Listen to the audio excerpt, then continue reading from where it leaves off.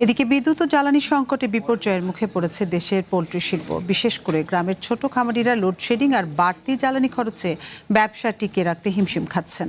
নাটোরে তীব্র গরমে প্রতিদিনই মারা যাচ্ছে খামারের মুরগিকে সুস্থ রাখতে ঘরের চালে ঝর্ণা, বাড়তি ফ্যান সহ নানা ব্যবস্থা করেও মিলছে না কাঙ্ক্ষিত ফল। একদিকে বাড়ছে বিদ্যুৎ ও জ্বালানি ব্যয়, অন্যদিকে কমছে ডিম ও মাংসের উৎপাদন। ফলে প্রতিদিনই লোকসান গুনছেন খামারিরা।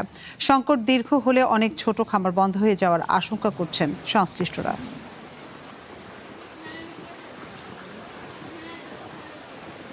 মতন খামারি যে হারে লোকসান হচ্ছে তা বলার মতো নাই। কারণ মাত্র 9 ঘন্টা কারেন্ট থাকে আর বাকি 15 ঘন্টা কারেন্ট থাকে না। মুরগি প্রতিদিন মারা যাচ্ছে, 20-30 টাকা করে মুরগি মারা যাচ্ছে। বিদ্যুৎ খানিক থাকে, পরে বিদ্যুৎ আর থাকে না। আমাদের মুরগি মারা যাচ্ছে কারেন্টের জন্য। আমাদের সমস্যা হচ্ছে কারেন্ট না থাকার জন্য। এ নিয়ে বিস্তারিত জানাতে নাটোর থেকে আমাদের সঙ্গে যোগ দিচ্ছেন নাজমুল হাসান। নাজমুল, বিকল্প কোনো উপায়ে খামারগুলোতে নিরবচ্ছিন্ন বিদ্যুৎ সরবরাহ নিশ্চিত করা যায় কিনা? স্থানীয় বিদ্যুৎ অফিস এই ব্যাপারে কিছু জানিয়েছে কিনা? আর ক্ষতিগ্রস্ত খামারিদের কোনো ধরনের সহায়তা দিয়েছে কিনা পোল্ট্রি খাত সংশ্লিষ্টরা?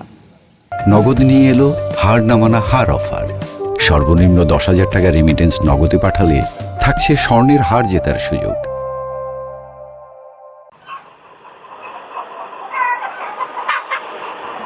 আতিফা, নাটোরে ঘন ঘন লোডশেডিংয়ে বিপাকে পড়েছেন পোলট্রি ফার্মের খামারিরা। পাশাপাশি ব্রয়লার মুরগির পাশাপাশি কিন্তু সোনালী মুরগি, এখন যে খামারটিতে আছি এটি সোনালী মুরগির ফার্ম। এখানে 5 তলা বিশিষ্ট একটি বৃহত্তর মুরগির ফার্ম। তবে এই খামারেই আমাদেরকে বলেছেন যে আমরা যখন প্রায় ঘন্টাখানেক পূর্বে এই খামারে এসেছিলাম, 1 ঘন্টা যাবৎ কিন্তু এই খামারেও বিদ্যুৎ নেই, অর্থাৎ এখনও জেনারেটর চলছে। তারা যেটি বলছেন যে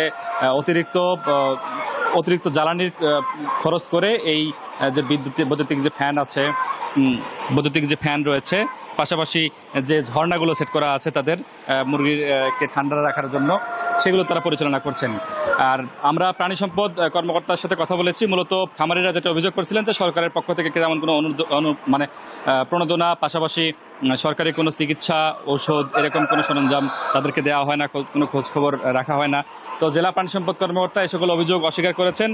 তিনি বলেছেন যে আসলে তিনি তাদের চিকিৎসক প্রতি উপজেলায় 1 জন করে, এই কারণে পর্যাপ্ত প্রায় 260 থেকে 65টি খামার রয়েছে, সেই খামারগুলোতে পর্যাপ্ত মনিটরিং করা সম্ভব হয় না। পাশাপাশি তারা খামারিদেরকে পরামর্শ দিয়েছেন যে সৌর বিদ্যুৎ দিয়ে তাদের এই বিদ্যুতের যে একটু চাহিদা যেটা রয়েছে, যে লোডশেডিং, সেই লোডশেডিংয়ের সময় সৌর বিদ্যুৎ থাকলে কিন্তু সেই চাহিদাটা পূরণ করা সম্ভব। তবে পল্লী বিদ্যুতের ডিজিএম, এজিএম তারাও আমাদেরকে জানিয়েছেন যে এটা একটি জাতীয় সমস্যা, এই কারণে বিদ্যুৎটা কম পাচ্ছেন। পাশাপাশি তারা যেটা বলছিলেন যে বিদ্যুতের পাশাপাশি সৌর বিদ্যুৎ ব্যবহার করলে খামারিরা একটু সাশ্রয় করতে পারবেন, কিন্তু খামারিরা এখন পর্যন্ত তেমন কোনো উদ্যোগ নিতে পারেননি।